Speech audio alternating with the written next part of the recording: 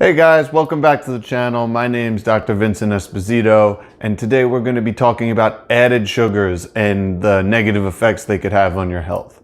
But before we get to that, if you haven't already, please subscribe to the channel. I'm coming out with a couple videos every week.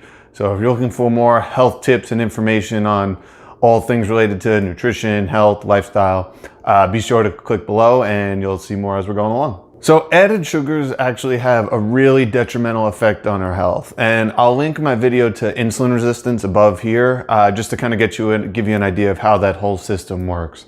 But if we're excessively consuming a lot of added sugars, it could lead to a variety of different health conditions like diabetes, weight gain. You have things like fatigue due to the rapid insulin spikes, and things like that, and even certain types of cancer.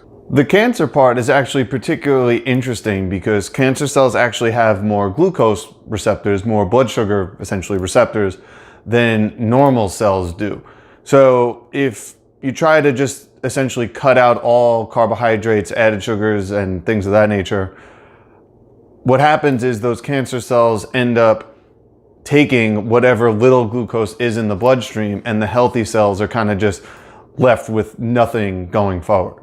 This creates an environment where healthy cells can't really get the glucose they need to function properly, and the cancer cells are essentially hogging whatever is left available. So that's not necessarily the route you want to end up taking. However, there is a benefit to cutting out added and refined sugars because these lead to those blood sugar rises and falls, those insulin spikes, those blood sugar spikes, because what happens is in a state of insulin resistance, the normal cells are not functioning properly when insulin is released. However, if you start cutting out those refined sugars and processed sugars and things of that nature, what happens is the normal cells will start functioning properly and work better in taking up whatever glucose is available. So they will be able to use the glucose versus the cancer cells, which is a really important distinction to make going forward. So what is going on that makes these added sugars so bad? So like I mentioned in my insulin resistance video, what happens is when you're eating a lot of simple sugars, simple carbohydrates,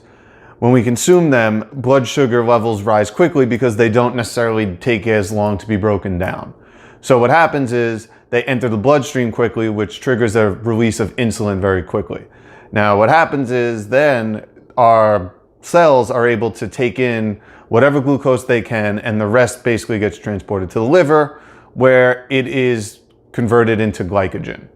Now, the trick is with glycogen, you can only store between about 1,200 to 1,600 calories worth of glycogen in the liver at any given time. So what happens is once you reach that threshold, the rest ends up getting converted into fat. Now, this mechanism was really important when food was scarce thousands of years ago because we would go, a day or 2 or 3 days perhaps without eating. So having that excess fat stores that we could tap into to get energy when it was needed was actually a really important survival mechanism back in the day. Now, obviously, this is not necessarily as much of an issue today because there is generally an abundance of food most people have access to, especially here in America. So we end up overindulging, and that leads to the excessive weight gain going forward. And over time, what ends up happening is you could potentially develop insulin resistance, metabolic syndrome, diabetes, or hypoglycemia. An interesting note here with hypoglycemia is often when you're in a hypoglycemic state, more often than not, the advice you're given is to just have a sugary snack.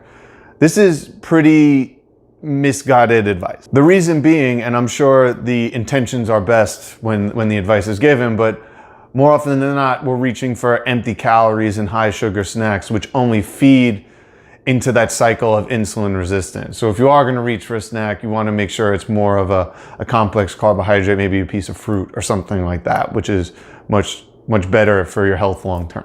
So this is often the point where I'm asked, well, how many added sugars could I have per day? And there actually is an answer to this. So the World Health Organization has actually come out with a number for this, and they suggest under 50 grams of added sugars per day. And if you really want to be healthy, you want to keep it under 25 grams of added sugar per day.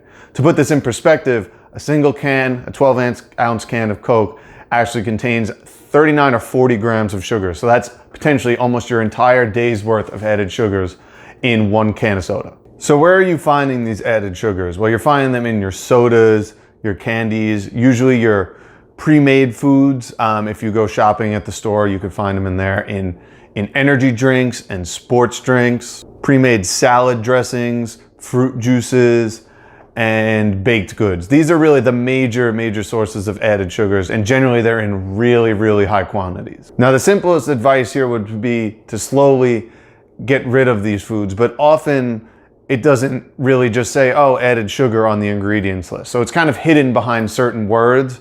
So there are a couple key words you might want to look for when you're looking at an ingredients on say, something you're buying at the store. So you want to be looking for things like cane sugar, cane juice, dextrin, maltose, lactose, and even liquid sweeteners like molasses or caramel. Now, the next question often is, what about natural sweeteners? So things like maple syrup or honey or coconut nectar or coconut butter or agave. These are okay, again, if you're keeping them under those guidelines we mentioned before. So if I do use them, I use them very sparingly or in very small amounts. Because again, like while you might be getting, some vitamins and minerals in something, say as a very good quality honey or something like that, it is still a sweetener at the end of the day, and it will spike your blood sugar. The coconut products are a little different because they have a much lower glycemic index, meaning they don't spike blood sugar as much, but still the same kind of rules would apply there. If you are going to have something sweet, I really recommend having like a sweeter fruit, something like, apples, peaches, bananas, things like that, or even vegetables like carrots or sweet potatoes. The reason being, these are actually packed in with fiber, vitamins, minerals, and other useful nutrients that take longer to break down. So the fact that you're having the sugars with the fiber means it will take longer to break down, meaning that the insulin levels do not spike, the blood sugar levels do not spike as quickly as they would, say, in the case with simple carbohydrates. So stick to more of the complex, the whole food varieties if you're going for sweeteners. So if you're looking for some tips on how to reduce your sugar intake, well, you're in luck, because we're about to go over 9 different steps you can use to start picking and choosing and using different things going forward. So let's get right to it. Number 1 on the list is going to be to substitute. So if you're using a recipe that, say, calls for a certain amount of sugar, try replacing that with, say, a banana or dates, or even like a dried fruit puree, something like apricots or something like that, to add that sweetness, but also you get some of the benefits of having a fruit in there as well. The next is going to be simply to reduce. So believe it or not, you can actually just reduce the amount of sugar in a recipe by about somewhere between 1/4 to 1/2 of whatever the needed amount is, without actually experiencing a noticeable change in taste. So that's a really important tip to use going forward. The next one is one of my favorites, and it's simply using different spices. So adding things like cinnamon or pumpkin spice, or even certain extracts like almond extract or vanilla extract, add a little bit of sweetness, but also different flavors and varieties. So if you really want to get creative with different flavors, I really suggest amping up the spice game and using that as a way to counteract some of the added sugars. Number 4 on the list is stay hydrated. So I've actually used this example before, but actually sugar cravings can be mistaken for thirst. So same thing, same rules apply to, say, if you're hungry. If you feel a craving coming on, try to have a drink of something, a drink of water ideally. Wait about 10 to 15 minutes and then see if that hunger is still there. Now, if you want, you can try other things like perhaps carbonated water or seltzer with fruits added to it, something like lemons or limes. You could add fruits to your water and things of that nature if you really want to get that different kind of flavor. But you really want to be staying away from the sodas and the energy drinks, because those are really the big players when it comes to metabolic syndrome, insulin resistance, and having trouble with added sugars overall. This is another big one I use at home. So if you do like yogurts or something like that, I suggest staying away from the flavored ones, because if you look at them, they tend to have a ton of added sugar. So if you want to make your own, that's generally the way to do it. So I suggest buying a plain, nut-based yogurt or yogurt alternative or something like that, and then adding fruit to it to give it that flavor versus getting it with the added sugars. That's really a key to limiting the amount of added sugars you're consuming. The next one is if you really have a sweet craving, Try using desserts with fruits. Try things like frozen bananas with yogurt, or chocolate dipped strawberries or other berries, or blend berries and fruits into a smoothie consistency and freeze them as ice pops. There are a couple different ways you can go about making different healthier alternatives if you really have that sweet tooth and want it. And you could use a lot of it using different types of fruits. Here's something I want you to do at home. So if you're home now, go into your fridge and take out some of the condiments you might have, something like ketchup or different mustards or flavored things, and look at the amount of added sugars in those. One way around that, similar to the yogurt hack, is to create your own at home. Again, when you're creating your own food, you have more control over what goes into it. And again, like I said in the earlier steps, you can actually cut the amount of sugar almost in half without a noticeable flavor change. So I really suggest, if you do like using different condiments, try making some of them on your own so you can make kind of healthier alternatives. If you're not willing to go that route, then this one's going to be really important. And I stress this all the time. It's read your labels when you go shopping. You would be surprised what ends up in your food if you actually take the time to turn the box around and read that ingredients list.